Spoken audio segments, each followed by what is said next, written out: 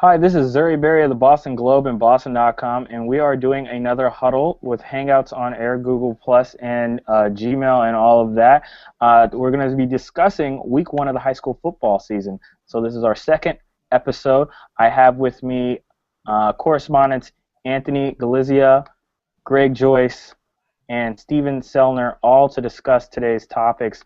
And the first thing that I wanted to touch upon was the loss by St. John's Prep in the first game of their season. This was our number one team, and they go down to Bridgewater Raynham. Anthony, you're our Division I correspondent. Immediately, what was your thoughts?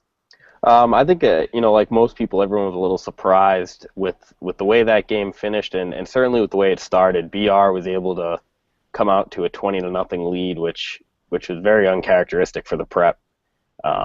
Brandon Gallagher for Bridgewater Raynham was running the ball very efficiently. He finished with 124 yards, and it wasn't until the second half that St. John's Prep seemed to really get their legs under them. And Johnny Thomas was able to score twice, and everyone expected him to carry the offense this season, and he certainly did his best to try and get them back in it. And at the end of the game, they were able to force a 3-and-out, but a running into the kicker call gave Bridgewater Raynham the ball back and essentially sealed the game for him, and led to the big upset.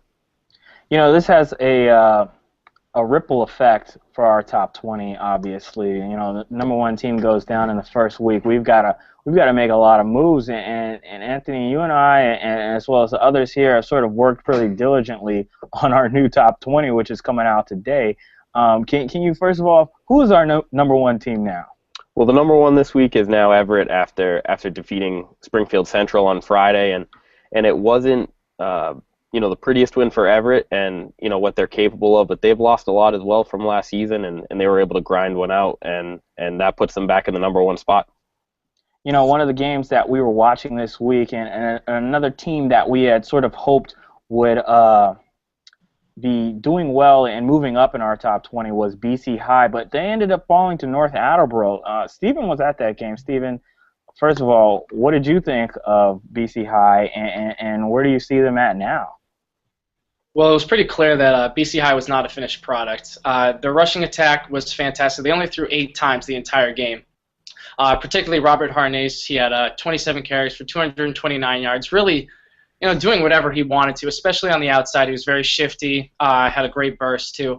But what really killed the Eagles were turnovers. They had one turnover that occurred right at the goal line that turned into a touchback. North Attleboro ended up having one as well to kind of negate it.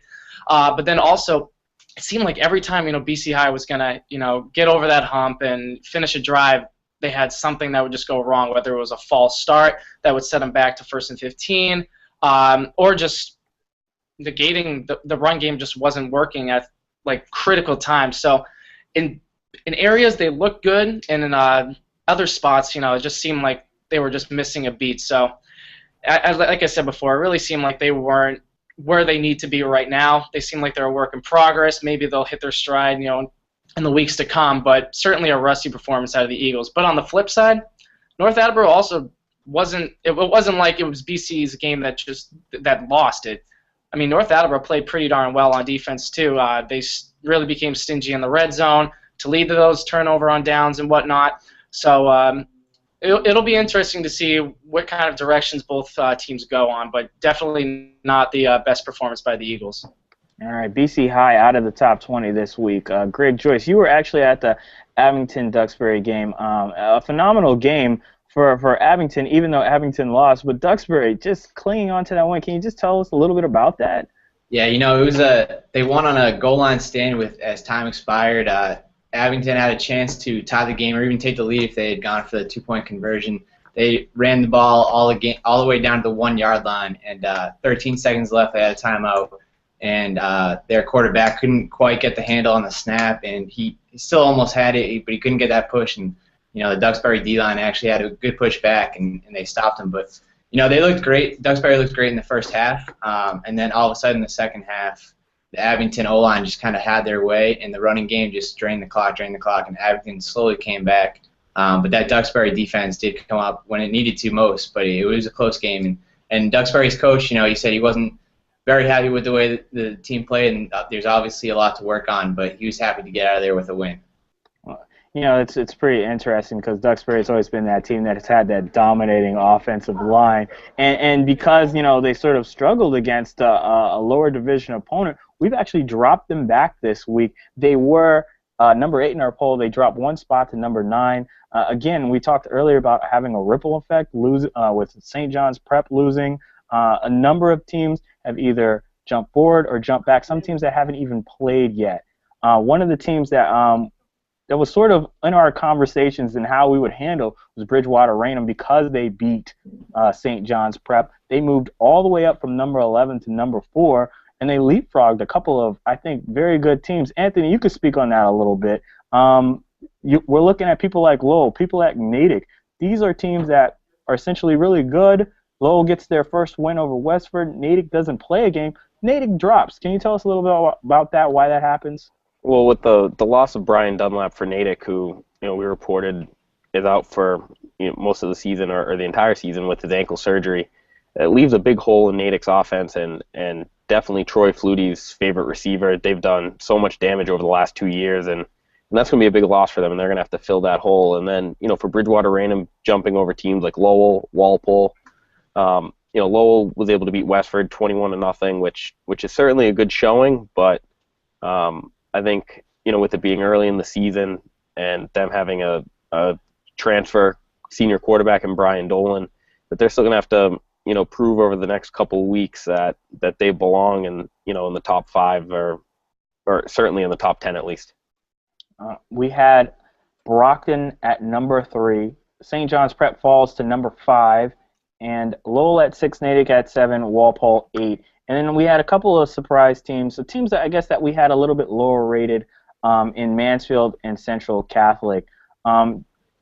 Again, to you, Anthony, what do you think of these teams and what they've been able to accomplish just through the first week of football? I think actually one of the more surprising things this week is Lowell and Central Catholic both graduated almost all of their starters on the offensive line. Central Catholic lost all 5 of them, 4 of which are playing at the collegiate level this year, and Lowell lost 4 of their 5. And Lowell was able to score 21 points, and Central Catholic was able to take a 39-12 lead on Lawrence and scored 5 rushing touchdowns, which, you could argue the strength of their opponent, but either way you cut it, the fact that they were able to have their line gel enough where they were able to score 5 touchdowns behind them between Marcus Edmonds and DeAndre Drummond-Mary, who's arguably one of the best running backs in the state, is pretty impressive early, and it's going to be interesting to see how they continue to develop their front line throughout the rest of the season. All right, Steven, can you tell me one of the players that you think that we put a number of players on Boston.com who were players of the week, but can you tell me some of the players that you were looking at that sort of surprised you? Well, I think you got to start with Connor Moriarty, the running back from Walpole. He racks up 71 yards and 4 touchdowns against Foxborough, team that I really believed was going to make some noise in the Hockomock, but that can either show you a testament of how good Walpole is, or maybe that the fact that Foxborough isn't as good as we once thought they might be, or I thought they might be. But that's definitely a place to start. And then Joe D'Onofrio from Everett, 148 yards rushing in the win over Springfield Central, team that is really a powerhouse out in the West. So those are definitely 2 guys who really stood out to me. But then also, going back to the game that I watched, team that North Attleboro doesn't have a lot of size, but a guy like Matt Titilio, a senior linebacker, he goes off for 15 tackles, pair of sacks, and a forced fumble. Really elevated his game in that 4th quarter, and along with the rest of the North Attleboro defense, to pull off that upset win. So those are some guys that really jumped off the screen, jumped off the field for me. We're going to have to be following that linebacker, it looks like, going forward. Greg, can you tell me some players that you saw possibly this week in that Duxbury-Abington game that we should know a little bit more about? Yeah, well, first off, for Abington, they lost their star running back, Matt Kilmaine. He has a broken leg. He got that in preseason, so you would think that they would take a step back, but they have some great backups there who are now in the starting role. Jason Halpin, he kind of looks like a fullback, and he's like a bowling ball. He just kind of goes through the line, finds the hole, but he's got great speed, too. He had over 80 yards and a touchdown on Friday night, but I think he can do some real damage, especially once they get into that South Shore League schedule. He'd be one to watch out for. And also from Duxbury, just that connection between Sean McCarthy, the quarterback, and Drew Hadley, the wide receiver. They had some huge plays. They had connected for 2 touchdowns. They love going to that screen pass, and it really worked for them. So I'd say that's a combo to watch out for because they looked good in the first half. It calmed down a little bit in the second half on Friday night, but if they can find that chemistry that they had in the first half, I think they can be dangerous for Duxbury. Very nice, very nice. Now, in week 1, we had a matchup with 2 Super Bowl champions from last year. That would be Springfield Central and Everett. Everett came out on top. In week 2, we also have a sort of Super Bowl rematch with St. John's Prep taking on Brockton. That appears to be one of our games of the week. Guys, Anthony, can you guys tell me what are the games that you're looking at? St. John's Prep Brockton, like you mentioned, is definitely going to be one of the top games, I think, this weekend. There are a lot of questions going into this game. How can St. John's Prep bounce back from the first week? And Brockton has a big loss from last year's team. Quarterback Austin Roberts, who graduated, he really did everything for them. And, he was really the captain of that offense. He could run, he could pass, and he did it all for them. But Brockton does have Aaron LeClaire back, who is a very powerful running back, and they have a pretty strong defense as well, returning. That's always a strong point for Brockton. So it's going to be interesting to see how Brockton comes out and adjusts after some changes from last season. And St. John's Prep really has their work cut out for them too. I mean, they have to bounce back and try and collect themselves before they suffer a second loss. Greg, games to watch for you? I would say Duxbury hosts Bridgewater Raynham. I think that'll be a good one. It's number 4 versus number 9 matchup, and it'll be interesting to see how many adjustments that Duxbury did make in this week. They looked a little bit unpolished, but they're gonna have a great test right away on Friday night with Bridgewater Raynham, who's coming off the big upset of St. John's Prep. So it'll be interesting to see how those 2 teams kind of respond with. Bridgewater Raynham had their big win, and Duxbury just hung on. So I think it'll be an interesting matchup. And Steven, anything you're watching that we should be looking out for?